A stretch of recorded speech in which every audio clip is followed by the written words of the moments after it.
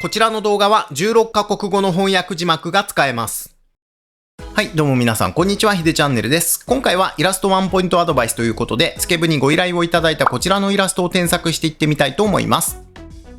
今日、鬼滅の刃を見ていて、あるポーズが気になりました。スクリーンショットを撮りました。私はそれを書こうとしましたが、参考資料が不足していたため、それがどのようになったか非常に不満でした。多くの疑問がありました。例えば、どうすれば躍動感のあるポーズになるのか、ポーズのリファレンスが曖昧です。私の希望するキャラクターは女性です。どう描けばいいでしょうか。空間に箱を描くという方法を使いましたので、デッサンは悪くないと思います。でももっとうまく描けると思います。キャラクター、レイサ、ブルーアーカイブ、ポーズ参考にしてください。窓を破って派手に登場。印象カラフルでエネルギッシュな若さ。ということでこちらのイラスト、鬼滅の刃のシーンを参考に窓を突き破ってキャラクターが手前に飛び込んでくるといった感じで描かれたそうなのですが、パッと見の印象でいくと、やはり迫力に欠けるというか、どこか物足りない感じがありますよね。実はこういったシーンを描くとき、やっちゃいけない NG ポイントがありまして、今回のイラストはそれをやってしまっているために迫力がなくなってしまっているんですよね。逆に言うと、ある鉄則を守って描いてあげるだけで画面に迫力を出すことは簡単にできちゃうんです。ということで今回は迫力と躍動感がある絵作りのために知らないと困る2つの鉄則について、こちらのイラストを添削しながら解説した動画をお届けしていってみたいと思います。この動画を最後まで見ていただければ、イラストに迫力が出なくなってしまう根本原因がわかると同時に、どういったことをやれば迫力と躍動感のある絵作りができるのか、その描き方のコツが分かっていただけると思いますので、キャラクターイラストを描いてもいまいち画面に迫力が出ずに困っている方、今回添削するこのイラストのどこに違和感があるのかを知りたい方は、ぜひ最後までご覧ください。イラスト添削のご依頼はオンラインサロンの他にセッサというサイトでも受付中です。優先してイラストを添削してほしい方は概要欄にリンクが貼ってありますので、ぜひチェックしてみてください。僕の仕事経歴なんかも概要欄にありますので、興味がある方はチェックしてみてください。また、このチャンネルではこれからアニメーター、イラストレーター、漫画家など絵を仕事にしたいと考えている人に向けて有益な情報を発信していますので、よかったらチャンネル登録と新着動画をいち早く見られるように通知設定の方もよろしくお願いします。今回の動画はライブ配信の切り抜き動画となります。音声が聞きづらい部分があるかもしれませんが、ご了承ください。それではやっていきましょう。ヒデ先生、こんにちは。私は長い間、あなたのチャンネルを海外で見ています。今日、鬼滅の刃を見ていて、あるポーズが気になりました。スクリーンショットを撮りました。私はそれを書こうとしましたが、参考資料が不足していたため、それがどのようになったのか、非常に不満でした。多くの疑問があった。例えばどうすれば躍動感のあるポーズになるのか、ポーズのレファレンスが曖昧だ。私の希望するキャラクターは女性です。どう描けばいい？背景画か、人物画か。空間に箱を描くという方法を使いましたので、デッサンは悪くないと思います。でも、もっとうまく描けると思います。キャラクター、レイサ、ブルーアーカイブのキャラクターですね。ポーズは参考にしてください。窓を破って派手に登場と。印象カラフルでエネルギッシュな若さ。ということで、鬼滅の刃を見て気になったという画像がこちらですね。窓を突き破ってこの人が入ってくるというそういったシーンですね。で、実際に描いていただいたのがこちらの画像となります。で、キャラクターはブルーアーカイブのレイサというキャラクターにしてほしいと。簡単に言うと、このポーズをこのキャラクターで描いてほしいということですね。じゃあちょっと気になるところを直していってみましょうか。これね、似たようなポーズがいろんなアニメで使われてると思うんですけど、例えばこんな感じですよね。定番のというかお決まりのポーズになるのかなと思いますが、で、何が共通していて何が違うのかっていう話なんですけど、まず1点目は首のシルエットが見えちゃってるってことですよね。こういうポーズを描くときにはこれはあんまりやんない方がいいと思います。腕を前でクロスして体を小さく丸めて窓ガラスに突っ込んできてるってポーズなんで、首のシルエットが見えてるポーズって横位置でまっすぐ立ってる人っていうイメージになっちゃうんですよね。じゃあどういう風に描くかっていうと、これだとちょっと分かりにくいかもしれないですけど、頭から僧帽筋と肩のラインがつながっていて、こんな感じで首の見えない丸みを帯びたシルエットで描いてあげるといいと思うんですよね。これなんかは腕上げちゃってるんで分かりにくいかもしれないですけど、シルエットとしてはこんな感じで首のラインは見えませんよね。これもそうですけど、頭から肩に向かってシルエットのラインがつながってますよね。首のシルエットが見えちゃうと体が起きて見えてしまうんで、あんまり首のラインは見せない方がいいんじゃないでしょうか。ちょっと強引にやっちゃうとシルエットとしてはこんな感じになってた方がいいんじゃないかなと思います。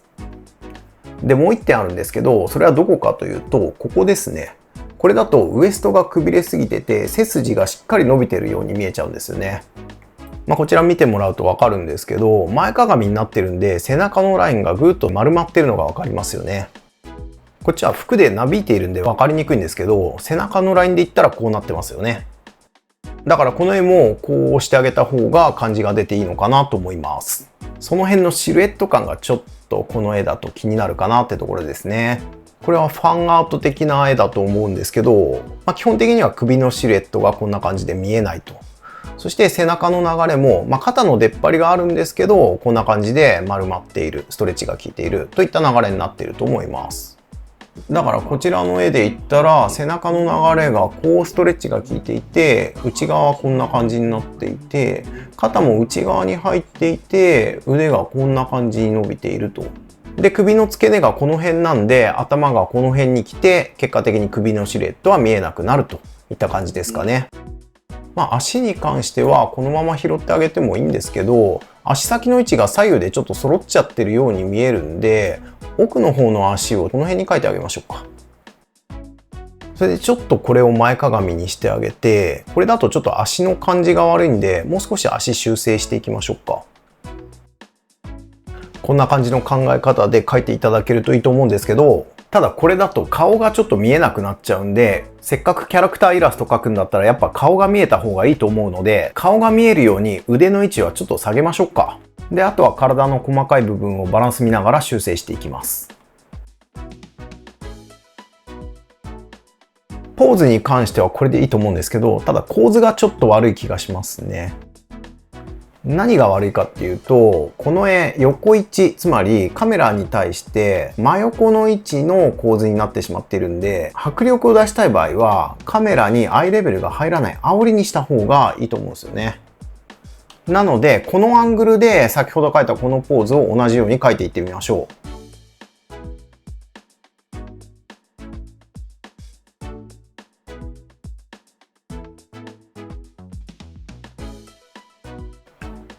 こんな感じで描けましたが、これに背景の窓を描き足していってみましょう。背景を描くときに飛び散ってるガラスがあると思うんですけど、手前に大きく見えるガラスがあると背景との奥行き、距離感が出ていい感じになると思うんですよね。こういうパース感にしてあげると躍動感というか迫力というかそういうものが出るんじゃないかと思います。で、キャラクターとしてはこの人であると。で、描くときにキャラクターの印象に合わせるために頭身を意識してほしいんですけど、このキャラクターだと上半身でだいたい3頭身ぐらいですかね。で、全身でいくとだいたい 5.5 頭身ぐらいでしょうか。なのでこの素体だとちょっと頭小さいっぽいので、全体的に一回り小さくして頭の大きさを整えていってみましょう。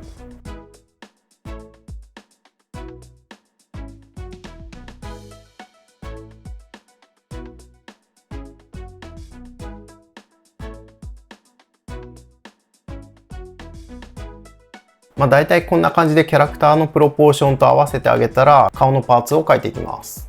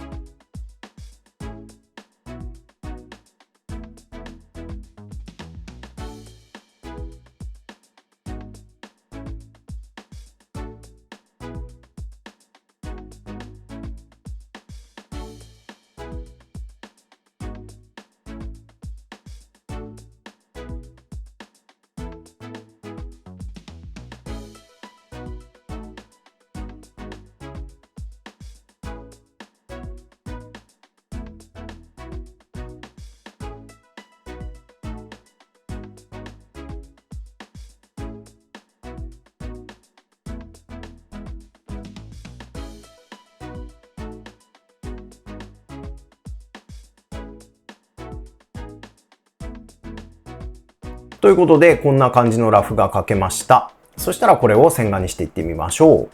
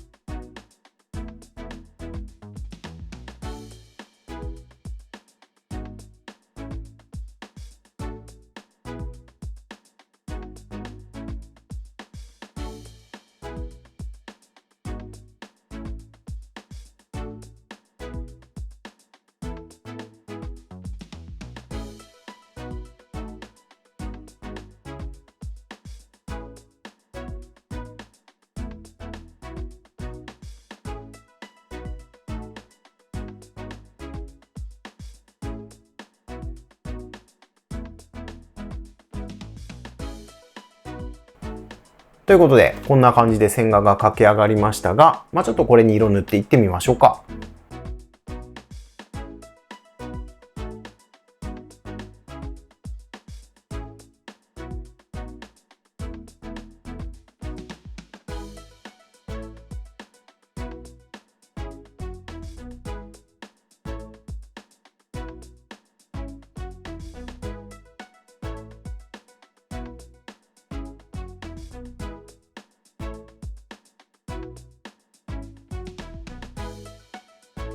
ということで色を塗ってみましたが、窓から光が入っている体で影を逆光にしてみました。逆光の効果としては被写体の輪郭が強調されて感情的な深みとか物語性を演出するといった効果があるので、このシーンにぴったりなんじゃないかなと思いました。あとは背景を描いていってみましょ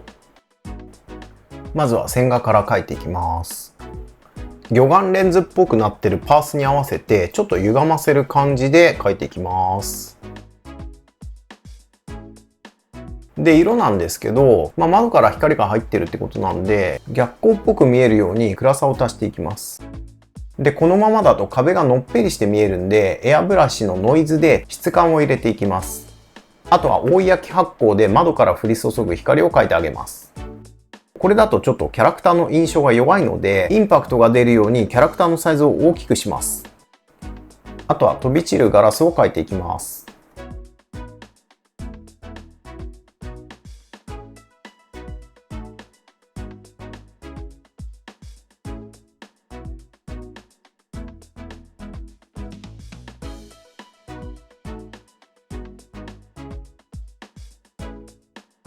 最後にキャラクター全体に焼き込みリニアで影のグラデーションを描いてあげます。ということで、こんな感じで出来上がりました。今回の添削のポイントをおさらいしていってみましょう。まずいただいたコメントがこちらですね。私は長い間あなたのチャンネルを海外で見ていますと。今日、鬼滅の刃を見ていてあるポーズが気になりました。スクリーンショットを撮りました。それが左の写真ですね。私はそれを書こうとしましたが、参考資料が不足していたため、それがどのようになっていたか非常に不満でした。多くの疑問があったと。例えば、どうすれば躍動感のあるポーズになるのか、ポーズのレファレンスが曖昧だ、私の希望するキャラクターは女性ですと。どう書けばいいか、空間に箱を書くという方法を使いましたので、デッサンは悪くないと思います。でももっとうまく書けると思います。ということで、実際にこの方が書いたものがこちらとなります。まずポーズなんですけど、首のシルエットがしっかり見えてしまっているので、なんとなく体が起きちゃってるように見えるんですよね。こういうポーズだと前かがみになるので、基本首のシルエットが見えないように描くのが一つポイントなんじゃないかなと思います。あとはこの部分もそうなんですけど、ウエストをこんな感じでくびれさせちゃうと背筋が伸びて見えちゃうので、このポーズであれば前かがみで飛び込んでいるっていうことで、背中側をストレッチさせてこんな感じのシルエットにしてあげた方がよりらしく見えるんじゃないかなと思います。あとパース感なんですけど、この絵だとアイレベルが画面上の真ん中に来ちゃってるんで、どうしても説明的になっちゃってるんですよね。他の絵を見てもらうとわかるんですけど、こんな感じの煽りの強いパース感で描いてあげると、より迫力が出ると思いますので、こんな感じに直させていただきました。で、このままでも良かったんですけど、キャラクターの全身が画面内に収まっていると、どうしてもちょっと迫力に欠ける部分があるので、キャラクターが画面からはみ出るように、ちょっと大きめに配置し直して、より画面の手前に向かってくるような迫力を出してみました。あとはガラスの破片を手前に大きく映り込むように配置しました。こういうものを専門用語でなめ物って言うんですけど、こうやって手前に大きく物を映り込ませることによって奥にある小さいものとの対比で画面に奥行きが出るんですよね。これも一つのテクニックなのでぜひ覚えておいてください。あともう一点、窓から光が入ってきているという体で影付けを逆光にしました。影付けをノーマルにすると日常的というかどうしても印象が薄くなりがちなんですけど、こうすることでキャラクターがより印象的になるんですよね。ということで今回はこんな感じに書かせていただきました。これも一つの参考にしてみてください。よろしくお願いいたします。ここで重要なお知らせ。ライブ配信で描いた絵をまとめた本、イラストスキルアップのための絵の練習ノートがブースにて発売中です。下書きと線画がセットになっていますので、手癖や迷い線、人物を描くときにどこにポイントを置いているのか、どこを省略しているのかなど、絵を描くときの参考に、全身キャラクターを描くために必要な描き方のヒントや、ポーズ集としてポーズのアイデアの参考にも使える一冊となっていますので、興味がある方は概要欄のリンクをチェックしてみてください。